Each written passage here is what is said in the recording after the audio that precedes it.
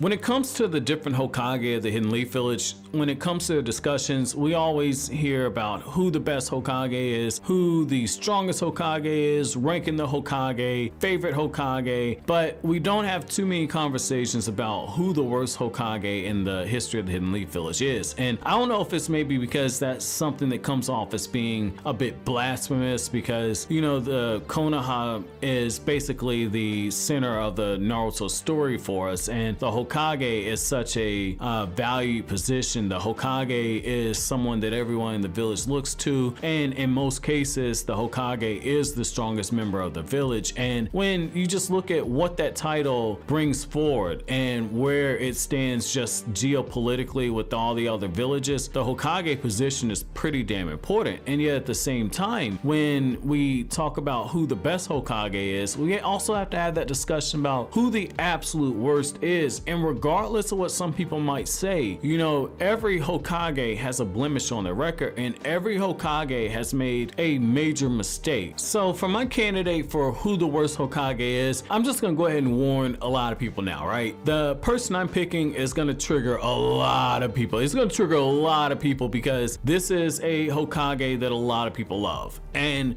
so I'm choosing the third Hokage as being the absolute worst Hokage in Konoha history. And I know that sounds ridiculous to some people, but when you just sit back and you look at everything that the third Hokage did during his tenure, I think it becomes pretty obvious that the third Hokage is the worst Hokage in Hidden Leaf Village history. So when we look at this, we have to look at how he became the Hokage. You had that very touching moment where Tobirama is touching the ground and he's sensing everything. He's like, yep, too many S-rank ninja coming. I could probably teleport all of us to safety, but yeah, I'm gonna sacrifice myself because the plot calls for it. Hey, Sarutobi, you become the Hokage, not you, Danzo. You become the Hokage because you offered to sacrifice yourself. You're gonna be a great leader one day. Absolutely. How wrong were those words? Now, I know somebody's saying, how could he be the worst? So let's just look at it. Yes, the third Hokage did end the First Great Ninja War. He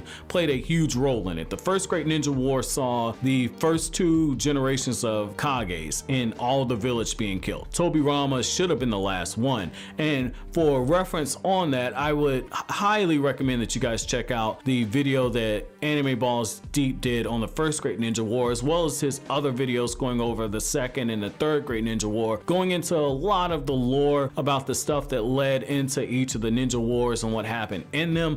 But when you look at that, yeah, great job. But let's look at the cause for the Second Great Ninja War. So when the Second Great Ninja War happened, it's because the third Hokage took a very hawkish stance when it came to his relations with all the other villages. Konoha's military expansion, and as well as just a lot of their practices, are what caused the Second Great Ninja War. Now, what happened during the Second Great Ninja War? Yes, we had the whole thing with the legendary signing in their name, but you also had Nagato being created. You know, because before that, Nagato was a pretty docile kid, and then his parents were killed in front of him, and this kid finds these other war orphans, and they end up forming the Akatsuki. Nagato ends up awakening the Rinnegan that Madara put into his eyes due to a plot retcon, because I don't know how the hell Madara could have put the Rinnegan in his eyes, but due to the retcon Kishimoto made, that's exactly what happened. And so when you look at that right there,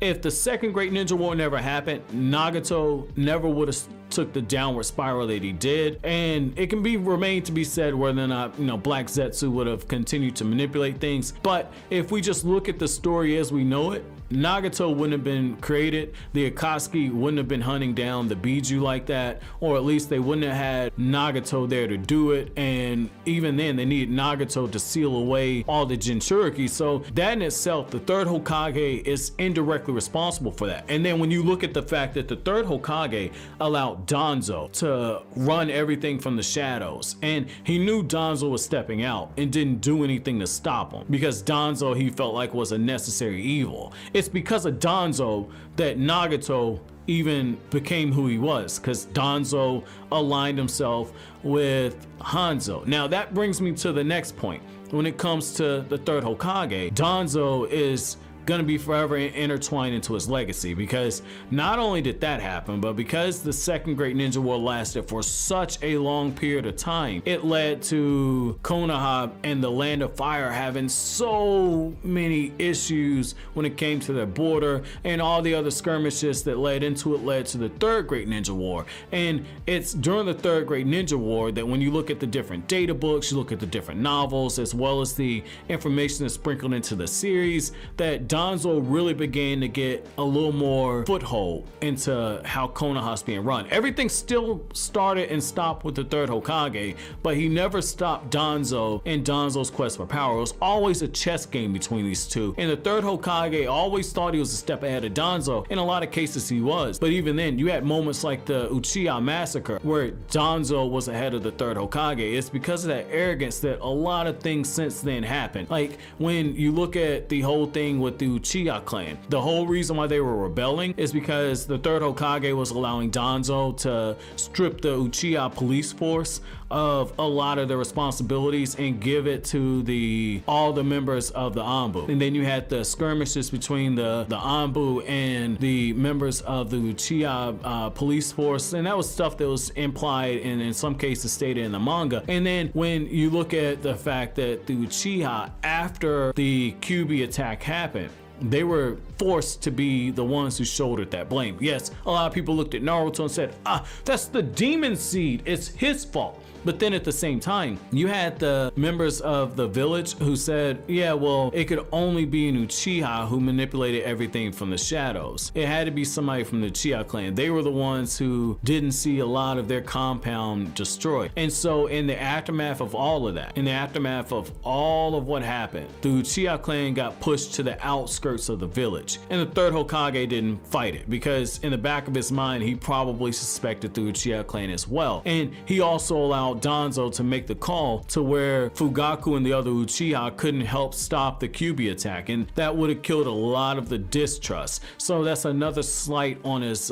record, in that the Third Hokage indirectly set up the Uchiha massacre, because everything that happened after that, his treatment of the Uchiha, his allowing Danzo to get away with as much as he did, allowing the Uchiha clan to be pushed to the outskirts of the village like that and have their authority essentially stripped down to the bare minimum as the police force, and then how Itachi was being treated and the Third Hokage never really stepped in. And this comes from the Itachi Daylight novel, where Itachi sensei was purposely holding him back and the Third Hokage was aware of it, and it actually ended up being Danzo who pushed to get him promoted as Chunin. But when you look at that and then you look at the fact that Danzo was able to manipulate the situation to have Itachi massacre the clan before they could have the coup d'etat, if the Third Hokage would have had a backbone and stopped Danzo, it never would have came to that. And I'm just gonna close with this. I'm gonna close with this aspect here. The Third Hokage also had an issue when it came to wrapping up loose ends. With Orochimaru, he never really allowed Orochimaru to serve justice. You know, he had an opportunity to kill him, and then sentimental value happened.